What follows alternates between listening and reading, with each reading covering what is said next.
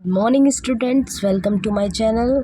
तो आज हम कुछ नया सीखने जा रहे हैं और देखिए ये जो कॉन्सेप्ट है यानी कि समीकरण बनाना एवं हल करना जो कि लिखा हुआ है, आप समझ सकते हैं इससे कि हम आज क्या करने जा रहे हैं। तो ये ना एक बहुत ही ज़्यादा इम्पॉर्टेंट टॉपिक है और वो भी बोर्ड एग्ज़ाम में आने वाला।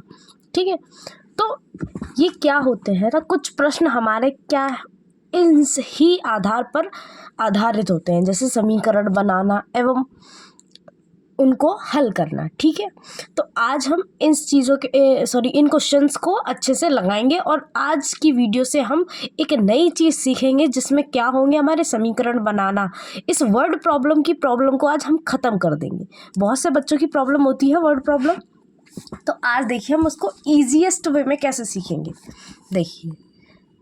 देखिए पहले क्वेश्चन पढ़ते हैं। क्वेश्चन को आप देखिए, आपको क्वेश्चन समझना और पढ़ना बहुत ज़्यादा ज़रूरी है। जब तक आपको क्वेश्चन समझ में नहीं आएगा तब तक आप कॉन्सेप्ट क्लियर नहीं कर पाएंगे कि आपका प्रश्न आपसे क्या कह रहा है, आपको क्या करना है, किस चीज़ में क्या इन्वॉल्व करना है। देखिए अब क्या कह रहा है, दो संख्याओं का अंतर समझते हैं ना, अंतर जहाँ आ जाए वहाँ आपको माइनस करना होता है। ठीक है, 26 है और एक संख्या दूसरी संख्या की 3 गुनी है।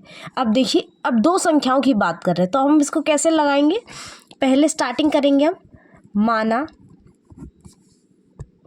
माना एक संख्या, या फिर हम कर सकते हैं पहली संख्या लिख दीजिए।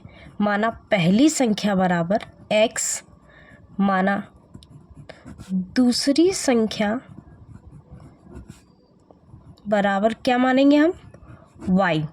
ठीक है, यहाँ से आपको समझ में आ गया हम दो संख्याएं क्या मानेंगे, पहली संख्या मानेंगे x और दूसरी संख्या मानेंगे y। ठीक है, अब देखिए अब वो क्या कह रहा है, दो संख्याओं का अंतर, माना x और y का जो अंतर है वो कितना है, 26। ये हमको मिल गया एक इक्वेशन। आपको इसी में करना है, एक पद आपका x में होगा एक y में होगा, इज इक्वल टू वैल्यू होगी। अगर आप चाहे तो वैल्यू को इधर करके भी रख सकते हैं, लेकिन ये जो हमारा इज इक्वल टू करके वैल्यू रखना है वो हमारा ज़्यादा इजी रहता है। चलिए नेक्स्ट सेकंड स्टेप देखते हैं। ये हमारा था फर्स्ट स्टेप, जिसमें उसने क्या बोला था कि दो संख्याओं का अंतर कितना है, 26 यानी कि 26 है। तो एक संख्या माइनस दूसरी संख्या, अंतर कितना टोटल का है, 26। ठीक है, अब हम सेकंड स्टेप पर आते हैं। सेकंड स्टेप इसमें क्या बोल रहा है, और एक संख्या दूसरी संख्या की 3 गुनी है, माना x और y। ठीक है, तो एक संख्या दूसरी संख्या की 3 गुनी है यानी कि ये वाली 3 गुनी है। तो अब हमें इनको बैलेंस करने के लिए किस में मल्टीप्लाई, इसमें मल्टीप्लाई करेंगे 3 का, तभी तो ये बराबर होंगे। ये पहले से ही 3 गुनी है तो इसमें हम क्या करेंगे, 3 का मल्टीप्लाई करेंगे, जिससे क्या हो जाएगा, ये बैलेंस हो जाएगी। अब इसको इक्वेशन बना लेंगे। ठीक है, तो ये हो गया हमारा इक्वेशन नंबर सेकंड। अब देखिए इसको कैसे सॉल्व करेंगे। आप लोगों को ये चीज़ बहुत ही इजी वे में समझा रही हूँ मैं। देखिए समीकरण क्या है, हम इसको करेंगे विलोपन विधि से। किससे करेंगे, विलोपन विधि से। देखिए इस जो कॉन्सेप्ट है ये वाला, ये जो चैप्टर है, इसमें आपको 3 विधियाँ पढ़ने को मिलेंगी। पहली विधि होती है आपकी प्रतिस्थापन, विलोपन और वज्रगुणन। ठीक है, यहाँ हम विलोपन विधि का प्रयोग करेंगे। तो पहले इक्वेशन फर्स्ट लिखेंगे, दूसरा इक्वेशन। ठीक है, अब देखिए अब क्या करेंगे हम, देखिए बच्चे क्या करते हैं, या वो x बैलेंस करते हैं या वो y बैलेंस करते हैं, लेकिन यहाँ हम क्या करेंगे, यहाँ हमको देखो पहले तो x बैलेंस मिल रही है हमको। ठीक है, अगर हमको y बैलेंस करना है तो हमको 3 का मल्टीप्लाई करना पड़ेगा, लेकिन हम ईजीएस्ट वे चुनेंगे।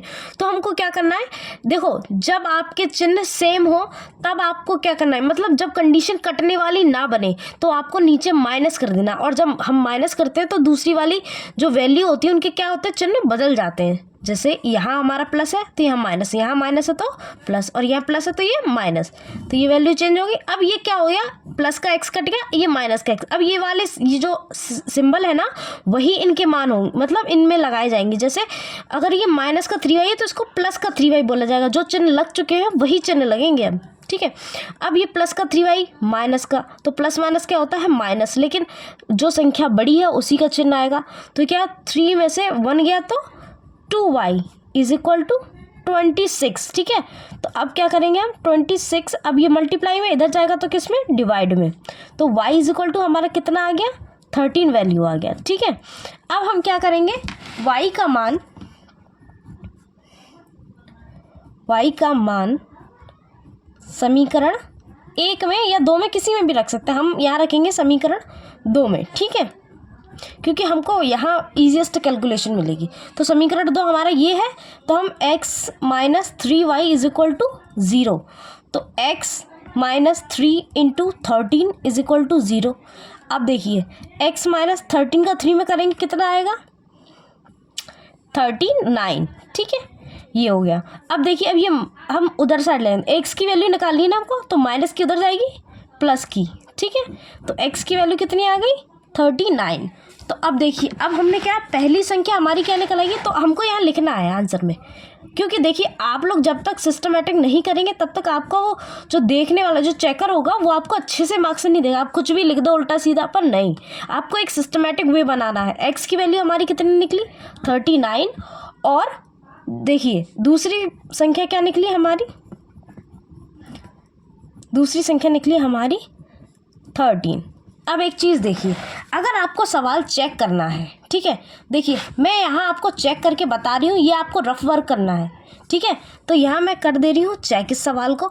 अब ये क्या कह रहा था कि हमको x और y के अंतर है वो कितना, 26, तो हम यहाँ x और y के मान पुट कर सकते हैं, यहाँ पे भी पुट कर सकते हैं। तो हमारा क्या है, ये बैलेंस LHS बराबर RHS आना चाहिए, जैसे हमने इक्वेशन फर्स्ट लिया, ठीक है।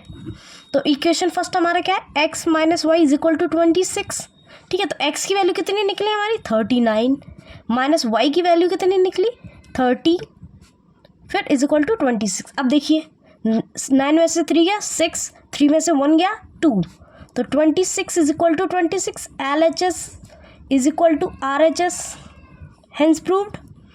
इसका मतलब है हमारा जो सवाल है वो बिल्कुल सही है। चलिए, आशा करती हूँ कि आप इस वीडियो में एक नई चीज़ सीखे होंगे, कुछ नई तरीके के और मैं सवाल समझाऊंगी आगे की वीडियो में। आज के लिए इतना ही। Thank you so much.